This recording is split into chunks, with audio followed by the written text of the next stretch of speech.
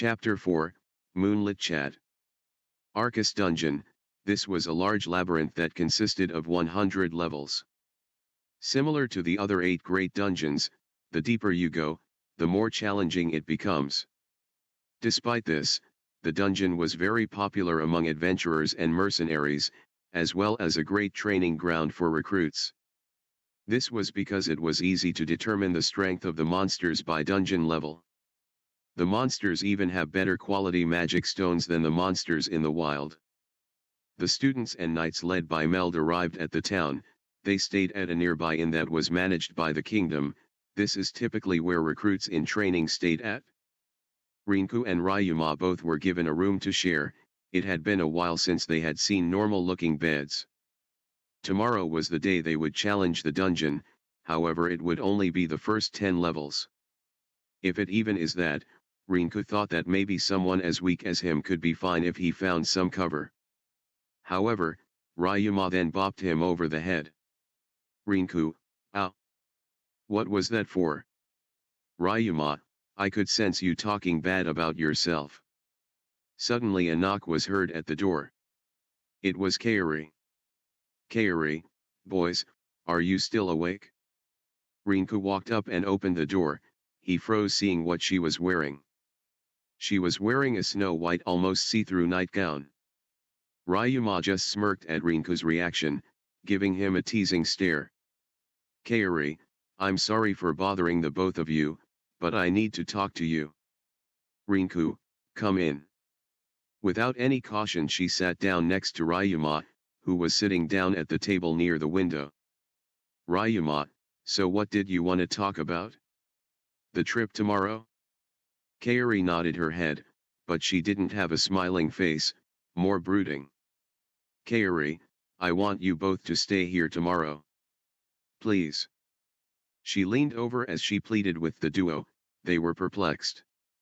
Rinku thought to himself that even though he was a burden, he asked himself if this was a little much. Rinku, look, I know I'm a burden, Bulletin. Ryuma proceeded to bop Rinku over the head once more. Kaori, you're wrong. Neither of you are burdens. Kaori placed her hand on her chest and took a deep breath. It seemed to calm her down a little. Kaori, I just have a very bad feeling is all. Earlier I had a dream with the two of you in it. When I called out to you, you didn't even notice, and when I chased you, I never caught up, and at the end. She seemed afraid to speak the rest of her thoughts. Ryuma placed his hand on her back, comforting her a bit. Kaori, you both disappeared. They all sat in silence for a few moments. Rinku, it was just a nightmare, okay. An ominous one, but nothing to get so worked up over. Rinku gave her a warming smile as Ryuma spoke up. Ryuma, dreams are just that, dreams. This time we have Commander Red there to protect us. Hell, I get on his nerves all the time and he would still for some reason lay his life on the line to protect mine. A lot of strong people are coming with us, the chances of us disappearing are slim at best. Kaori. Kaori just looked at the duo with an anxious expression. Kaori, but, still. I'm worried. Ryuma then stood up and proceeded to crouch in front of Kaori. Ryuma, then will you protect us? Ryuma had that same old childlike smile on his face as Rinku gave a reaffirming smile behind him. Kaori just stared at them for a bit. For a while Ryuma and Kaori just stared at each other. The silence was broken when Kaori started to smile. Kaori, both of you please do me something? They looked at her, listening to her request. Kaori, don't ever change, please. They both smile and nod in agreement. Kaori, thank you, both of you. Chapter 5, Trap. Currently, the party is gathered around the square just in front of the dungeon's entrance. Rinku imagined a dark, gloomy entrance, but in reality, it looked like more of an entrance to a museum. Hell, it even had a reception desk at the gate. Apparently, this was the place people checked in with their status plate. Using those figures, they could record who perished in the dungeon. With the war nearing, they did not want too many casualties. However, once inside, it was completely different, not much ambient light, but there was a passage that emitted light. The passage was about 5 m high and wide. It was possible to see to some extent even without any magical light or torches. Special green stones, that were buried in the walls, emitted light to brighten the dungeon. Arcus dungeon seemed like it had a huge vein of these green stones. The party was organized into rank and progressed forward. For a while, nothing interesting to note had happened until they advanced into the hall. The hall was dome-shaped and the ceiling looked to be around 7 to 8 m high. Gray fluffy balls gushed out from the surfaces of the wall. Meld, okay Kauki, step forward, anyone else fall back. We will take shifts for the front line. Get ready. These monsters are called ratmen. They are that strong or dangerous, but they are quick. Take it steadily. Just like he said, the ratmen jumped at them with haste. Their scarlet eyes shined eerily between their gray hair. Their name suited them. Ratmen were bipedal and had a muscular upper body, and they had mouse-like features. Only their chest and abdomen, which had an 8-pack, was not covered in hair. It was like they were showing off their abs. The front line consisted of Kauki and his party. When Shizuku, who was at the front, saw the enemy, her face stiffed up. The ratman gave off a creepy feeling. Kauki, Shizuku, and Ryutaro intercepted the charging ratman. Meanwhile, two girls that were close to Kaori started to chant. The girls were Nakamura Eri the Meganeko, and Taniguchi Suzu the energetic loli. They prepared to invoke their magic. They stayed in the formation they were taught. Kauki wielded his white shining bastard sword so quickly that it was hard to see the motions. He quickly made short work of a few enemies. His sword was one of the artifacts that the kingdom gave to him, the holy sword. The sword had a light attribute. Any enemies caught in the light that the sword produces weakens, and it also automatically strengthens its wielder. Ryutaro's class was a fist fighter, so he used gauntlets and shin guards as his equipment. These were also artifacts, and they could cause shock waves. They were also believed to be unbreakable. Ryutaro takes an imposing stance and does not let any enemy pass by him with carefully placed kicks and punches. Though he had no shield, he acted like a heavy armored tank. Shizuku, who was like a samurai girl, with her swordswoman class and sword that was like the mixture of a shamshur and a katana, took a batujutsu stance and drew her sword. All the enemies were cut in an instant. The draw was so refined, that the knights were dazzled by it whilst Ryuma was clapping in excitement and praise. There were no particular problems from there, they repeated battles in the same manner. Everything was going well in the lower levels. Eventually, they arrived at the 20th floor, which is the mark of a first-class adventurer. The highest level explored was the 65th floor for Arcus Dungeon. This achievement was done by adventurers over 100 years ago. Getting to the 40th level is considered elite first class. Those who passed the 20th level was considered first class. Traps were the scariest feature of a dungeon. In some instances, the traps were lethal. There was something called fair scope for the lower levels. This is a gadget that detects traps by feeling the flow of magic. Because most traps in a dungeon use magic, the fair scope can detect more than 80% of traps. The detecting range is somewhat narrow, so experience or information was needed to progress smoothly. Therefore, they were able to quickly breeze through the floors. This was mainly because of how earnestly the knights guided them. Meld especially mentioned to them that if they did not know the layout, check for the traps. If they were not sure if traps were around, move with caution. Meld, all right everyone, from this point onward, not only will there be other types of demons, but they will work together to attack us. Do not get careless just because it's been easy so far. After we clear the 20th level, it will be it for today. Get fired up. Meld's undertone in his message resonated deeply with everyone. Up to this point, Rinku and Ryuma hadn't done anything in particular.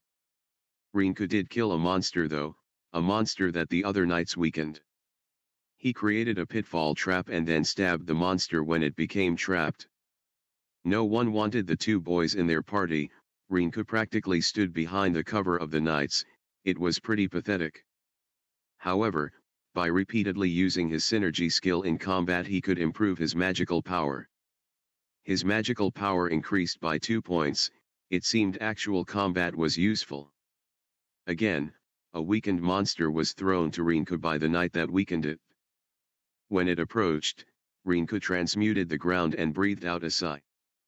With it restrained, Rinku swung his sword to strike down the monster. Meld, Ryuma. Get up here.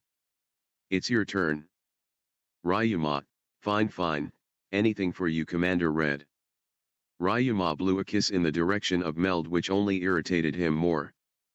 Ryuma then hurries over to Kaori and her party, the other girls very uncomfortable with his presence. Ryuma, you guys think you can stand back, I don't want y'all caught in the splash zone since I've never used this before. Before Kaori could ask why, Ryuma had already charged at the demons in front of the party. Meld, no you moron. Don't just charge ahead like that. Ryuma, lapse blue. Ryuma then forms a ball of blue magic into his hand, the force of which is pulling everything into it. Meld, fall back. The demons, hell the dungeon itself is being torn apart as it makes contact with Ryuma's ability. The male students grit their teeth in anger seeing this display of strength coming from someone they deemed useless. As the attack dissipated, rubble and blood was all over the place surrounding Ryuma as he fell down to the ground exhausted. Rinku ran up to his friend to check up on him. Rinku, dude what the hell was that? Ryuma, pull. Rinku, okay. Ryuma, Rinku I'm tired, I'm gonna need you to carry me. Rinku then hit Ryuma over the head. Rinku, don't even think about it. Meld came charging over to Ryuma at that point. Meld, do you know how incredibly dangerous that was? You could have killed one of your classmates. Ryuma, if I remember correctly Commander Red, you're the one who told me to get up front and do something. Kaori and Shizuka both giggle at that response, however Meld wasn't having it. Meld, I swear when we get back, you will be reprimanded harshly. Ryuma, please. Rinku then once again hit Ryuma over the head. Rinku and Ryuma didn't notice this, but the knights were actually impressed with the two of them. They didn't expect anything from the two heading into this dungeon, however they ended up pulling their weight, even if Rinku fought weakened monsters and Ryuma almost killed his comrades in the process. They thought Rinku would only fight using his sword, if that, but he decided to use his transmutation ability to seal the enemy's movements. He brought down decisive blows on the monsters with a reliably strategy that the knights had never seen before. Synergist was considered as a crafting class. They had never thought of using the transmutation skill like that in combat. The party stopped for a short rest after that. Ryuma was leaning over onto Rinku, sleeping. It turns out he was not lying and was really exhausted. Rinku looked up and noticed Kaori and Shizuka looking down at the two. They turned towards the duo and smiled. Kaori seemed to be keeping an eye on them after she promised to protect them. After a while, the party began to travel through the 20th level. Each level of the dungeon was several kilometers in each direction. It would take dozens of people several months to map out an unknown level. 47 levels have been mapped properly, so it was not that easy to get lost. There was not a big worry of getting caught in a trap. The innermost room of the 20th level had a very complicated geographical feature. The walls were protruding like a stalactite cave and icicles formed around the room. The stairs to the 21st floor were just ahead of this room. If they reached that point, the training would be done for the day. In ancient times they were able to wield transportation-type magic, but at the current age such means are impossible. They must head back the old-fashioned way. The party relaxed slightly, since the walls were protruding they had to advance in a column. After a bit, Kauki's party and Meld that was in the front stopped. The classmates who were keen, got into their fighting stance. Meld, they're camouflaged. Pay attention to your surroundings. The wall suddenly rose and discolored a bit. The body that was camouflaged was now dark brown, and they stood on two legs. It raised its chest and started to pound on it like a drum. When they took a good look at it, it was a gorilla-like demon with a camouflage ability. Meld, Rocky Mounts. Be careful of their arms, they're powerful. Meld yelled, echoing through the cave-like room. Kauki's party immediately ran up to engage them. Ryutaro was able to reflect the blow that came from a rock mount. Kauki and Shizuku made an attempt to try to surround the beast, however they couldn't properly position themselves due to the terrain layout.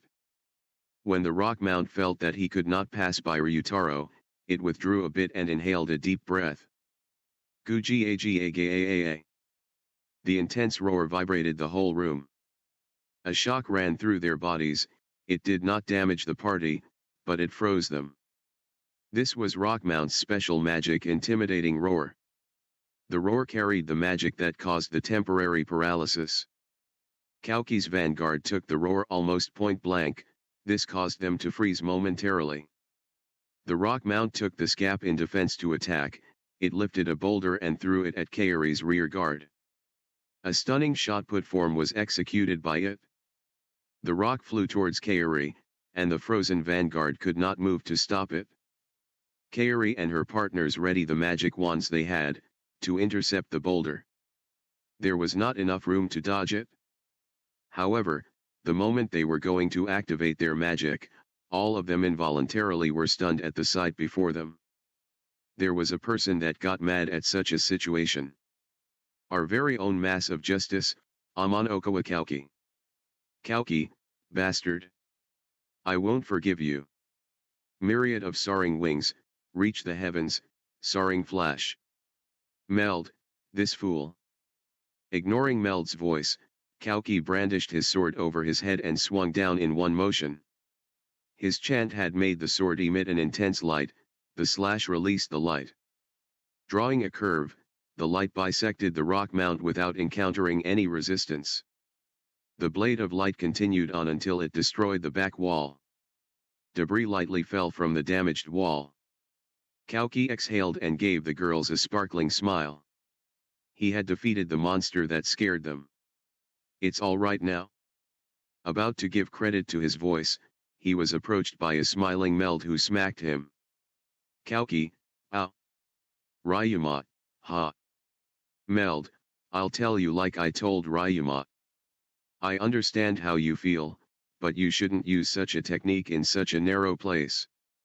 If it collapses, what are you going to do?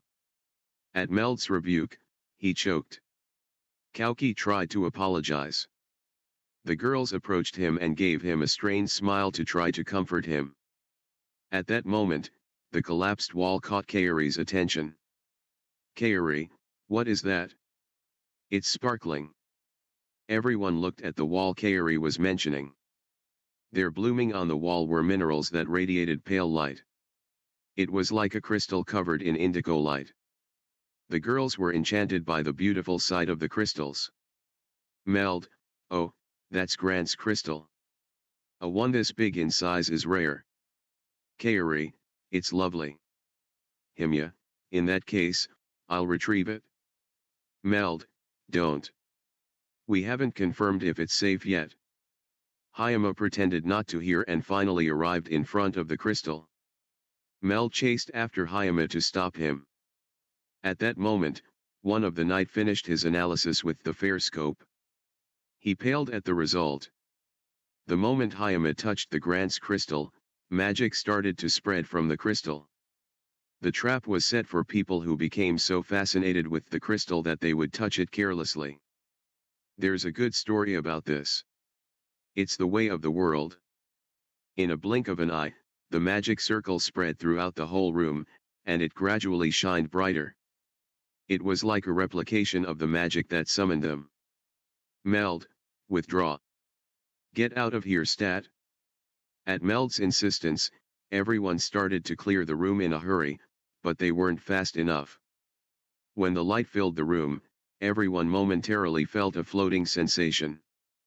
The students felt the change in atmosphere. They were slammed onto the ground with a thud. Rinku looked around at his surroundings. It seems like the earlier magic was a transportation-type magic.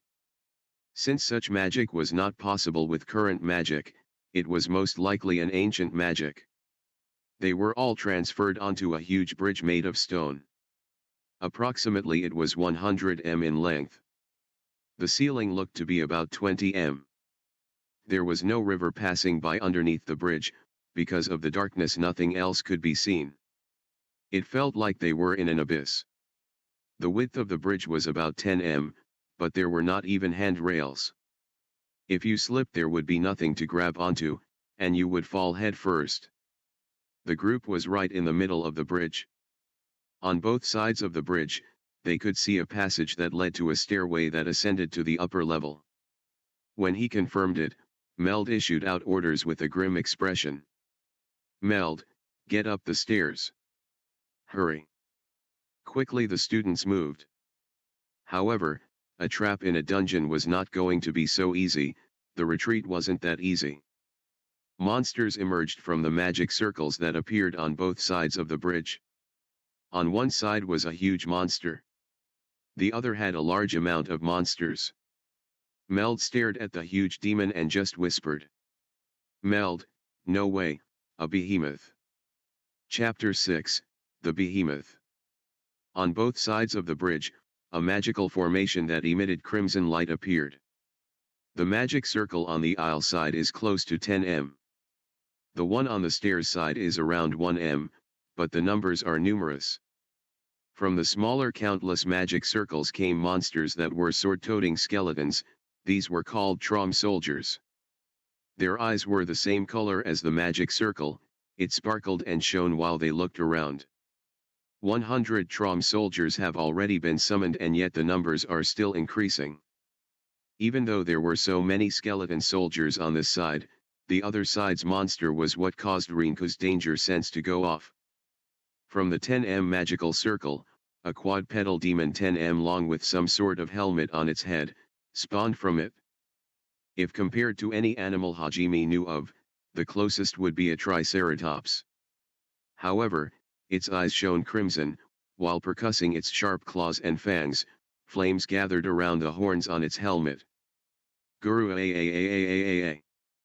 The roar caused Meld's senses to return, and he quickly started to issue commands to everyone. Meld, Alan. Lead the students to the stairs and break through those Trom soldiers. Kyle, Yvonne, Gail. I need you guys to extend the best barriers you can. Stop it. Kauki, hurry and get to the stairs. Kauki, now wait a minute, we'll help. That dinosaur-like monster is the most dangerous. Will. Meld, fool. That's a real behemoth. At your current strength it's impossible. It's a 65th level demon. Once a long time ago, the strongest known adventurer battled it and was unable to defeat it. Hurry up and go. I can't let you guys die. Even Meld's expression faltered for a moment at the daunting monster in front of him. Kauki, I can't just abandon you guys. At the moment when Meld tried to reason with Kauki to retreat, the behemoth roared and started to charge at them. At this rate, the students who were retreating would get trampled to death. Repel all malice and enmity, absolute providence from the Son of God, here in a sanctuary, you shall not pass, absolute virtue. The magical formula for this spell was engraved in the highest quality paper 2 m wide. The incantation has 4 phrases to activate it. 3 of the warriors cast it simultaneously. A barrier manifested that could stop anything for 1 minute. The hemispherical barrier shined pure white as it stopped the behemoth's charge. The moment the behemoth clashed with the barrier, a shock wave erupted from between them. The whole bridge shook at the shock wave, and everything around the behemoth's feet were pulverized. The retreating students screamed and tumbled at the artificial quake. Trom soldiers were monsters that showed up on the 38th level. They were heads above anything they encountered so far. The students panicked as they were sandwiched by a monstrous demon in the back and an eerie army of skeletons in the front. They advanced recklessly, without giving care to keeping rank, and aimed for the stairs. Alan tried to calm them down desperately. No one listened because of the imminent terror. One of the schoolgirls was pushed from behind and fell down. She groaned as she lifted her head to see before her a Trom soldier brandishing its sword. A soldier then swung its sword down towards her. She thought she was going to die at that moment, but suddenly the Trom soldier feet were upheaved. Losing its balance, the trajectory of the blade missed the girl and struck the ground instead. Furthermore, the upheaval continued like a wave towards the end of the bridge, tripping up many Trom soldiers along the way. This caused some of the soldiers to fall into the abyss. 2m off of the edge of the bridge in a crouched position was Rinku as he exhaled heavily. He was continuously transmuting the ground. Like a ground slide, the monsters on the bridge were guided off into the abyss. Unaware, his proficiency in transmuting got better because he constantly used it. The range of his transmuting also seemed to have increased. Ryuma, Lapse Blue. Ryuma was the one pulling the soldiers towards Rinku, causing them to fall down to their fate. Ryuma quickly, yet groggily ran over to the girl that fell down and proceeded to help her up. Ryuma, come on now, you're being saved by someone useless. These guys really aren't anything if you aren't panicking. The girl just gave Ryuma a deadpan expression before she received head pats from Ryuma, who gave her a warm smile. She had no idea how to react besides a quick and energetic "Thank you." Rinku had ruined the surrounding Trom soldiers' footing and had them detained. He took that moment to survey the battlefield. Everyone was in such a panic that they were fighting without any thought and looked so sloppy. At this rate, it was highly likely that someone would die. Alan is still trying to organize them, but it is not going well. More reinforcements came for the Trom soldiers through the new magic circles. Rinku, Kauki. Please. We need a strong leader to guide us. Rinku had sprinted over to Kauki's party to plead with him to calm down. The behemoth was still repeatedly charging the barrier. A powerful shock wave produced everything it collided with the barrier. The bridge groaned at the pressure. There were already cracks in the barrier and it was only a matter of time before it gave. Meld had joined in the reinforcement of the barrier, but it was like adding a drop into a bucket. Meld, ah, crap. It won't hold for much longer. Kauki, hurry and retreat. You guys go too. Kauki, no. I will not abandon you guys. We will all survive this. Mel just displayed a sour face during their conversation. In such a narrow space, it would be very difficult to avoid the behemoth's rush. Therefore, the best option was to withdraw because without the barrier they would be trampled. Such a subtle perception of the situation could only come with experience. It was highly unlikely for Kauki and his party to have such an insight. Meld was urging them to withdraw, but with a heavily summarized explanation on why. Kauki did not take his advice and refused to abandon them. Also, from the look in Kauki's eyes, he wanted to challenge the behemoth. It could be attributed to his adolescent mind. He was overestimating himself, because he had so much praise showered onto him. Shizuku, Kauki. Listen to what Meld is saying and retreat. Shizuku, who understood the situation, grabbed Kauki's arm in remonstration. Ryutaro, this is not the first time Kauki is unreasonable. I'll back you up. Shizuku, thanks, Ryutaro.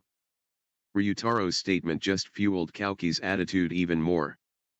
Shizuku clicked her tongue at that.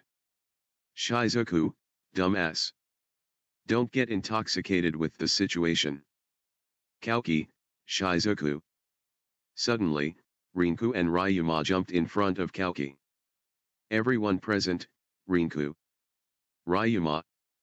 Everyone was surprised by how serious the two, mostly Rinku was. Rinku, hurry and retreat. You have to help everyone. Kauki, why so sudden? What are you even doing in a place like this? This is not a place you should be at. Just leave this to us, Rinku. Rinku, is this the situation to say such a thing? Rinku showed such unexpected force in his words that Kauki stopped his rebuke. Until now, they had never heard Rinku use such a harsh tone. He had always presented himself with a smile, and now seeing such an image was shocking. Ryuma, can you not see what is going on? Everyone is in a panic, because their beloved leader is missing. Ryuma pointed towards the students while one hand grabbed onto Kauki's chest. In the direction he pointed at, there were his confused classmates being surrounded by Trom soldiers. The training that was drilled into them was nowhere to be seen. They fought willy-nilly. Since they were so inefficient, they were being overwhelmed by the reinforcements. Although their high stats were protecting them for now, soon it would not matter. Rinku, we need a blow that can break through them. A power to erase the fear in everyone's hearts. And it's you who has such power. Don't just look in front of you, look at what's going on behind you too. Stunned at seeing his classmates in chaos, the shaking Kauki nodded his head. Kauki, I understand. The moment Meld looked back at Kauki's agreement to retreat, the barrier finally fell to the behemoth's onslaught. The raging shock wave caused by the destruction of the barrier was shooting straight for Rinku and the others. Rinku quickly stepped forward and transmuted a wall, but it was easily brushed aside. It seemed he had weakened it. Dust whirled as the behemoth bellowed out a roar. On the ground was Meld and 3 of his knights groaning. Their bodies seemed to have taken damage from the shock wave, they were unable to move. Kauki and his party had fallen over, but quickly they recovered. Rinku's wall had been useful for those behind Meld. Kauki, Ryutaro, Shizuku, can you buy me some time? Though they were in some pain, the 2 of them pressed forward at Kauki's request.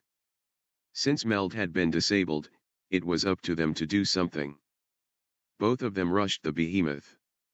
Kauki, Kaori, start healing Meld and his men. Kaori quickly went to work. Rinku was already beside Meld.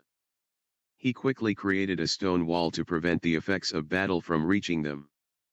Although it seemed useless when looking at the battle, it was better than nothing.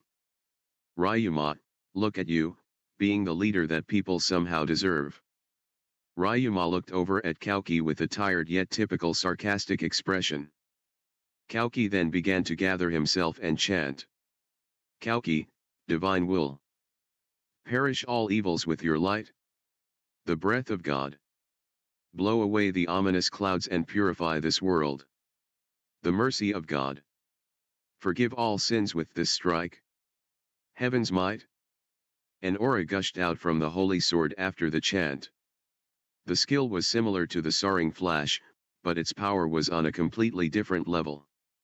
It paved a gouge in the bridge as it shot towards the behemoth, shaking the bridge with its might. After the chant, Ryutaro and Shizuku had already cleared out. However, after fighting the behemoth, they were in a tattered state. To suffer such a considerable amount of damage in such a short time. The bombardment of light hit the behemoth directly. Light filled the area where the spell had impacted with the demon. An earthquake resounded in the bridge, and cracks spawned all over it. Ryutaro and Shizuku returned to Kauki's side. Kauki breathed heavily after using such an enormous amount of magic. That skill earlier was his trump card. Most of his magic was used to fuel it. Kaori had finished treating the fallen soldiers and Meld was actively trying to stand up. When the light and dust settled down, there it was, an unscathed behemoth. The beast sent a death glare at Kauki and growled. It raised its head, there was a high pitch, then its horns started to glow red hot. Magma, that word described perfectly what the behemoth's helmet looked like. Meld, don't just stand there. Move. Meld's voice helped them regain their senses and they started to move. The behemoth soon rushed them with his newly powered helmet. Like a falling meteorite, the behemoth fell helmet first towards Kalki. Even if they were able to avoid it by jumping aside, the shock wave caused by the impact still blew them away. When they stopped rolling, they had wounds all over their bodies. Meld, who finally regained his movement, rushes over. The other knights were still being treated by Kairi. Bracing itself, the behemoth worked to pull out his stuck head. Meld, can you guys move? All he got in response were groans. They were probably paralyzed again by the shock wave caused by the falling behemoth. The damage to the internal organs seemed to be significant. Meld called out to Kairi. When he was looking for Kairi, Meld's sight caught hold of Rinku and Ryuma. Meld, bozo. Rinku. Take Kairi and Kalki and get out of here. For Meld, who directed such instructions at the two, he would only be able to carry Kalki. That instruction indicated that no one else would be able to escape. Meld clenched his teeth and prepared his shield. He had chosen to risk his life in this dangerous situation to hold back the beast. At such a desperate moment for Meld, they made a suggestion. This method may be the only way that everyone would be saved. However, the chance of it succeeding was very low. Hajime would also be in the most dangerous position. Meld hesitated, but the behemoth was already combat ready. Its helmet started to sizzle red hot. They had no time. Meld headed towards the behemoth at that. He released a simple magic trick to provoke it. The behemoth seemed to have a habit of targeting anyone who was attacking him at the moment. Man and beast gazed at each other. When the helmet was finally inflamed, it charged, then leapt. Meld stood there poised, intending to provoke it till the last moment. At that moment, a small incantation could be heard. Meld, blow. Wind wall. He stepped back at the same time as he chanted. Like a comet, the behemoth landed at the area where Meld was previously stationed. The wind wall was able to deflect the shock wave and debris from the impact. Since it was just a simple attack, he was able to avoid it. He would have been totally annihilated if he was protecting Kalki. Again, the behemoth's head was stuck after the attack. Rinku and Ryoma jumped at the opportunity, but the remnants of the blazing heat burned them. They endured the pain and they started to chant. It couldn't really be considered a chant because they just called out their spell's name. Rinku, transmute. Ryuma, reversal red. The behemoth's movement to extract its head from the stone was stopped because the surrounding stone buried its head. No matter how much stone it destroyed to free itself, Rinku just repaired it with his transmuting. Bracing its legs, the behemoth was going to forcefully free itself, but Rinku transmuted around the foot this time. He constantly hardened and transmuted the stone and finally he sunk the beast 1m into stone. As the behemoth was trapped, Ryuma shot up his two fingers, similar to what he did to him earlier. This time a small red ball appeared before pushing down onto the behemoth deeper into the stone, causing it to roar in pain. The force was greater than anything Meld had seen before. The behemoth's power was so terrifying that if he let up for just a moment, cracks would form in the formation and it would try to slip out. In order to prevent, the duo did not and would not let up on their attacks. In the meantime, Kairi and the recovered knights were gathered and carried Kalki's party back. On the side with the Trom soldiers, the students had regained some of their composure and started to cooperate with each other. The reason for the recovery was because of the girl Ryuma had saved earlier. A simple contribution from Ryuma. Kairi, wait, what about Ryuma and Rinku? Kairi protested to Meld, who was withdrawing. Meld, from what I was told, this was their plan. We are going to clear the soldiers and make a safety zone for ourselves, and then we will bombard the beast with magic. Of course, we will allow them to retreat too. They can retreat when our magic barrage holds that beast in place, then we can retreat to the upper level. Kairi, then I'm staying to help them. Meld, not possible. Your healing is needed to back up Kauki as we retreat. Kairi, but... Meld, don't let their effort be in vain. Including Meld, the other one with the highest power was without a doubt Kauki. If she did not use her healing magic effectively, they may eventually lack the power to stop the behemoth. That is why it is necessary for her to join the retreating group. They did not have time to stop and heal with other slower means, and if they were not fast enough Hajime would run out of mana to trap the behemoth. Kairi, breath of heaven, fill to the brim, purify and heal, heaven's blessing. Even if she had a face like she wanted to cry, she continued with her incantation. A pale light engulfed Kauki. The restorative property of her magic healed his body of injuries at the same time it enveloped him. Meld placed a hand on Kairi's shoulder and nodded, and she nodded back. Again, Kairi turned around to look at the scene of Rinku and Ryuma pushing back against the behemoth. All of them started to retreat after that. The numbers of the Trom soldier was still increasing. Currently, they number around 200. They all filled up the stair side of the bridge. But in a sense it might be a good thing. If a gap was present, the students would try to push through, but their lack of experience would lead them into getting surrounded and slaughtered. Actually, this was a good number for the students who were having trouble with the 100 earlier. Lucky, there had not been a single death, it was thanks to the earnest knights who protected them. It was not an exaggeration to say that they were desperately covering the students' lives. The expense came in the form of all the wounds they had acquired. If they lost the knight's support, for the increasing number of students who were panicking and did not know the magic that caused the increasing monsters, they would fall apart in minutes. Despair struck the students who realized it. The group that cooperated with the girl that Ryuma saved earlier, even though they fought bravely, their faces conveyed that they were at their limits. When they thought it was finished. Kauki, soaring flash. A pure white slash exploded right through the ranks of Trom soldiers. The soldiers near the side edges of the bridge were blown into the abyss. After the slash thought, the remaining soldiers filled in the gap that was created by the skill. They surely saw the stair that led to the upper level though. They wished to see it but it had been covered by the sea of swords. Kauki, everyone. Don't give up, I'll open up a path. He spewed those lines as the soaring flash tore through the enemies. The students were energized at the charisma Kauki displayed. Kauki, what have you guys been doing this whole time? Remember your training, and start cooperating with each other. Fools. The leader everyone relied on released a skill that was not inferior to soaring flash at the enemies. The reliably feeling returned to his voice. His body filled with power and his mind cleared. Kairi's magic was doing their job, the magic to calm the mind. The magic was just relaxation magic but combined with Kauki's performance it was super effective.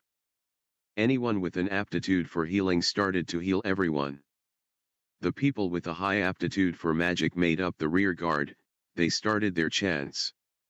The vanguard formed a firm rank, they steadily moved but put an emphasis in protecting the rear guard. The knights who recovered also joined them, then the signal for their counter-attack came. The cheat class started to perform their martial arts and magic, they descended down on their enemy like a surging wave. Monsters fell so quickly that they had finally passed the spawning rate of the magic circle. Soon, the path to the stairs was opened. Kauki, everyone advance. We need to secure the stairs. Kauki started to run as soon as he shouted.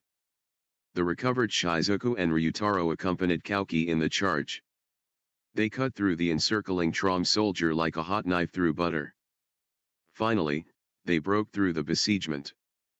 Kauki quickly cast his magic to prevent the gap from the bridge they just created from being filled by the soldiers. The classmates looked doubtful. It will be like that. In front of them were the stairs, and naturally they wanted to get to safety quickly. Kaori, wait everyone. We still have to save Ryuma and Rinku. They're out there suppressing that demon by themselves. Kaori's class faced her with a very doubtful expression. They all thought it was impossible, because they all thought they were useless. When the perplexed classmates looked over at the bridge, they were really there. There were people who looked in the direction of the stairs in regret. No wonder, they just had a near-death experience. They naturally wanted to get to safety as fast as possible.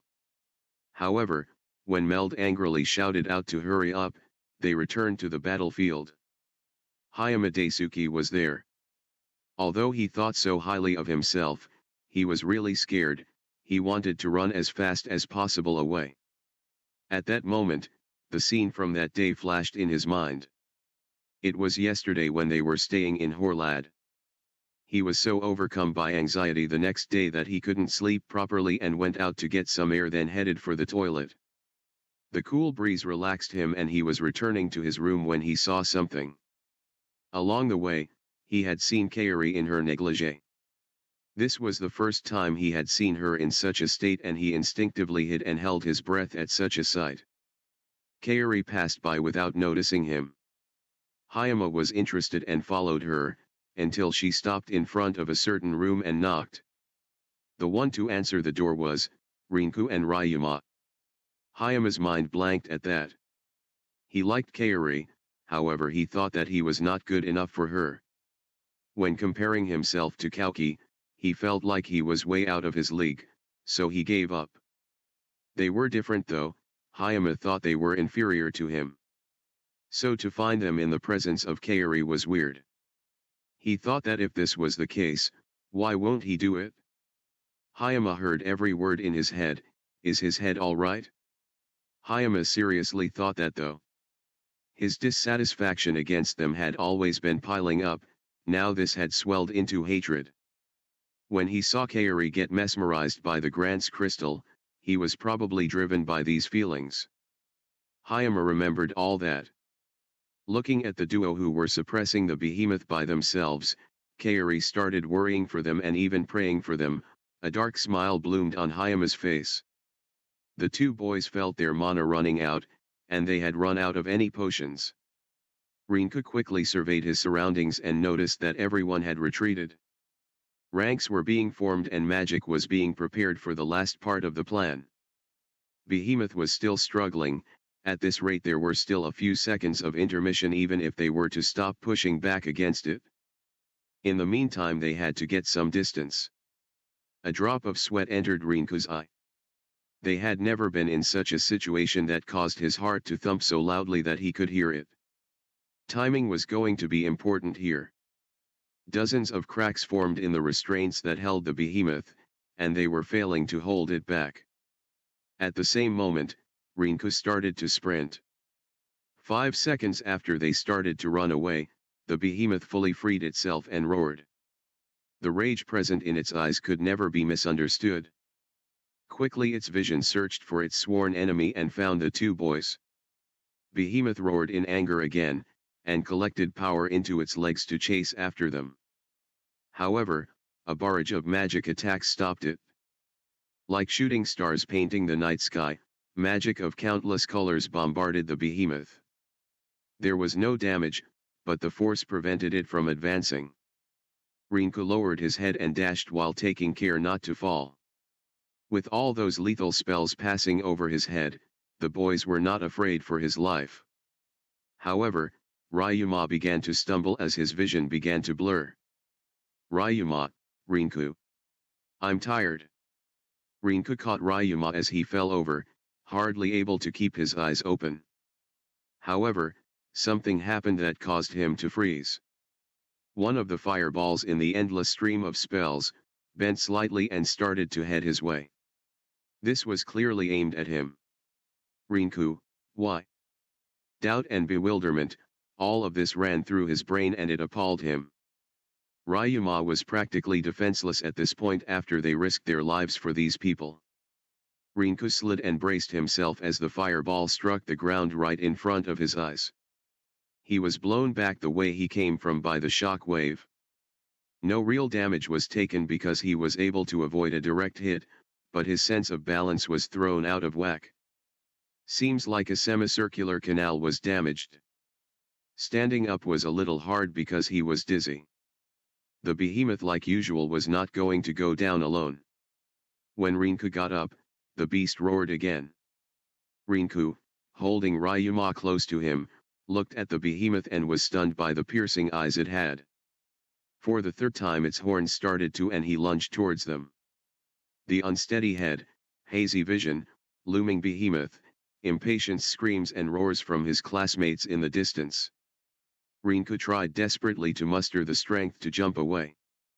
A furious shock ripped through the entire bridge, it shocked from the strength of the behemoth's attack. Cracks spread out from the epicenter. The bridge screamed. Finally, after all that punishment, the bridge collapsed. The bridge had finally reached the threshold and gave out. Quiet. The behemoth clawed desperately to find a place to hold onto.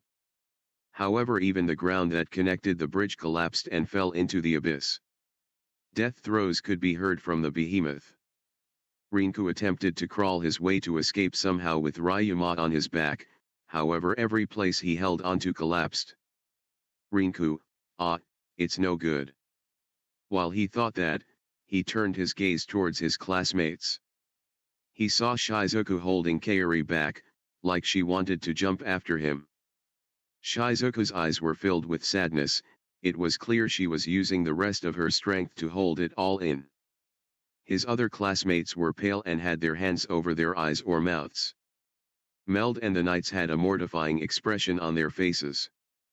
The scaffolding that held Rinku and Ryuma had finally crumbled. They fell backwards into the dark abyss, while Rinku tried to grasp the dimming light. Chapter 7, The Abyss. A cool breeze brushed against his cheeks and caused him to tremble. There was a solid sensation in contact with his face and a chill pierced his lower half of his body.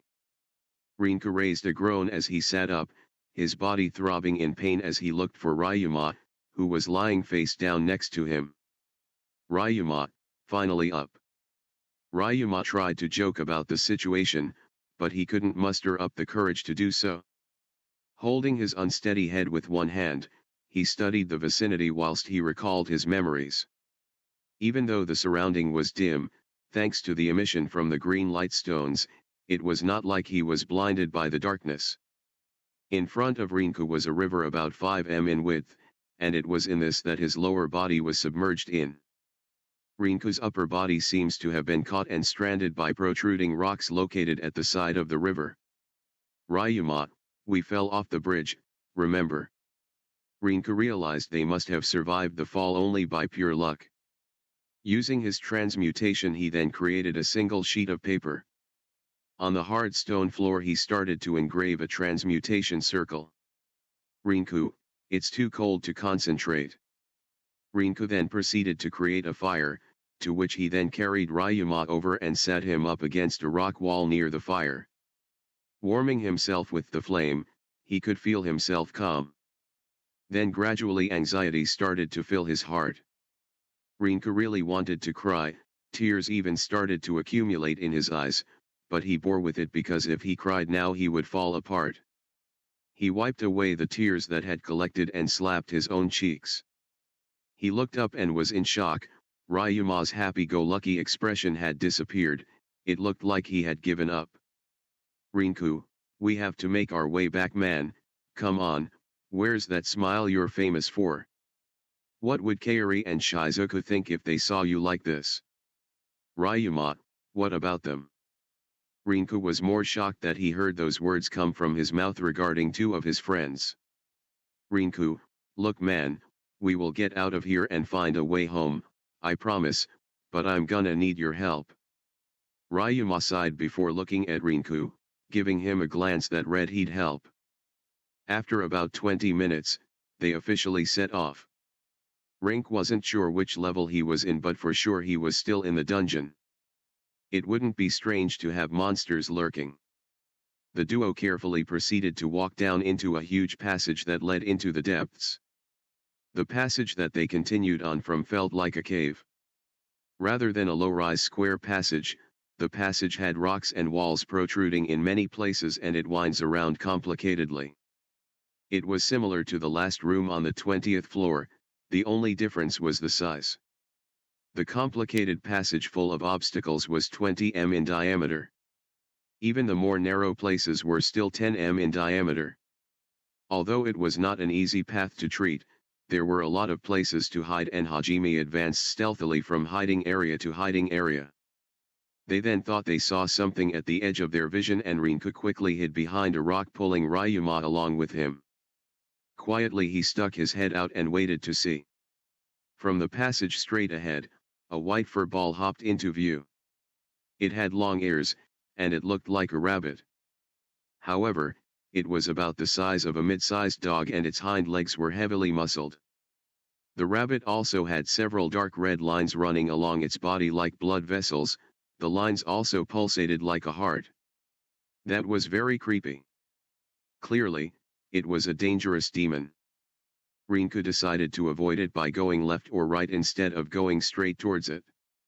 It looked like they wouldn't be able to proceed to the right because the rabbit was near it. Rinku held his breath and waited for the time to move. At that moment, the rabbit turned around and started to sniff the ground. Rinku, right now.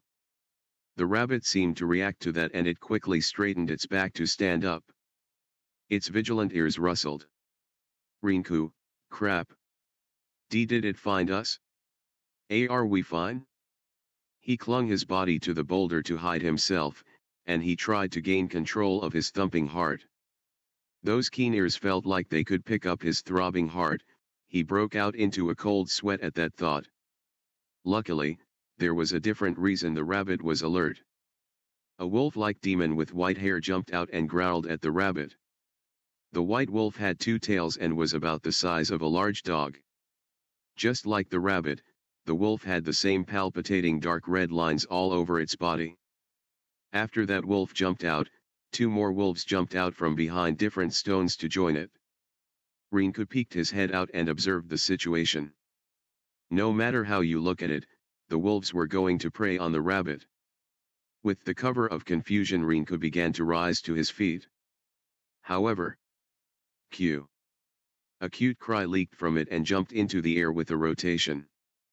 The rabbit gave a roundhouse kick with its massive legs and smacked the first wolf. There was a resounding echo, and Rinku could see that the wolf's neck had been bent into the wrong direction. Rinku went rigid at that display. Using the centrifugal force from the roundhouse kick, the rabbit rotated in the air until it was in an upside-down state.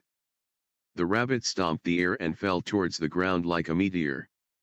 Just before landing, it rotated itself perpendicular to it and gave a powerful heel drop to the wolf close to the landing point. Tap. That noise echoed throughout the whole cave. Rinku had kicked a pebble near his feet that fell and created that racket. Such a cliché grave mistake. A large amount of cold sweat streamed down his face. The rabbit turns its head like a machine that wasn't oiled to the sound. Rinku knew he got himself and Ryuma caught. Its ruby red eyes narrowed as it caught sight of them. Rinku froze like a frog hypnotized by a snake. Alarm bells started to go off in his head, and his soul told him to run for his life, but his body did not listen to him. Finally, the rabbit that had only been looking back at Rinku with his head, orientated its whole body towards him. It started to pour energy into its legs. The rabbit demon exploded towards him. It dashed at him at an absurd speed that left after images behind it. When he noticed it, he jumped aside with all his might. Ryuma jumping opposite ways of him. Slowly the rabbit stood up with a slack attitude, after it continued its assault. Rinku quickly constructed a stone wall with his transmutation. The stone wall met the rabbit's kick, and easily the kick pierced through it. By pure reflex he brought up his left arm to block. Good thing his face was not crushed, but the impact launched him to the ground. Pain coursed through his left arm when he gathered himself. When he looked at his left forearm, it was broken and bent in a funny angle. Looks like it was totally crushed. Crouching in pain, he desperately sought out the rabbit. What he found was the rabbit walking in a relaxed manner, a total inverse of its earlier attitude. It must have been his imagination, but its eyes were condescending. Looks like it was fun messing with him. That sight dragged Ryuma back down to reality. Seeing his friend in danger caused him to scream in anger. Ryuma, Rinku. Rinku closed his eyes as he expected the next blow from the rabbit, but it never came. Even Ryuma was stopped in his tracks at the sight before him. It was a new demon, and huge is one way of describing it. The rabbit immediately hightailed it out of there. All that speed it used to crush its enemies was now being used to escape. Too bad it was all for naught. Using speed that didn't suit its size, the bear aimed its sharp claws at the rabbit. The rabbit used its agility to twist his body to dodge the blow. Rinku was certain the bear's claws had missed their target, and he saw the rabbit finish dodging. When it landed, blood started to gush from its body as multiple cut wounds emerged on its body. More and more blood poured out of its wound until Rinku noticed that its body wasn't whole anymore. Piece by piece sections of the rabbit slipped off in different directions and a fountain of blood sprayed when the largest section was set free. The gore shows disgusted Rinku. A rabbit demon that powerful was taken down so easily without it being able to do anything. Now he knew why it was so scary. That bear demon was extraordinary. This guy would destroy any person Rinku knew of. Rinku could not move. Still consumed by fear, the beast's eyes pinned down the boy with its eyes.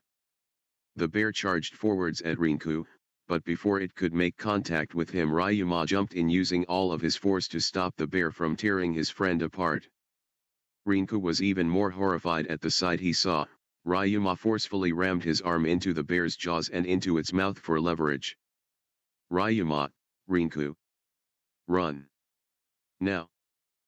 While tears and mucus flowed, drool escaped from his mouth, Rinku began transmuting the rock wall behind him. It was an unconscious action. The only power that was available to him that had such low specs. Using magic that is usually only used to process weapons. This class was without a doubt a crafting class. Thought of as useless in combat, but another world showed the knights a new application for its skill.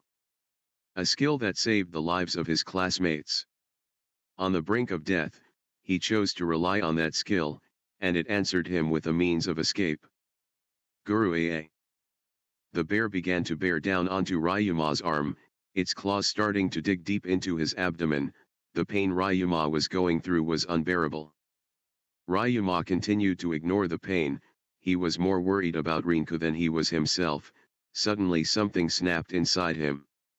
Ryuma, you want my arm? You can fucking have it. Reversal red. Ryuma's eyes were crazed as the small red orb formed at the tip of his two fingers, a smile you would expect a psychopath to have. The force of the attack caused the bear to be pushed back, pulling and tearing off Ryuma's arm off in the process, blood spurting from both the bear and the wound on Ryuma from his arm being ripped off. Rinku saw Ryuma standing there and the bear did not. Ryuma looked down with a smile on his face as blood drenched from his shoulder socket wound. Rinku was trying to figure out what happened, but Ryuma suddenly fell down to one knee, unable to pull himself up.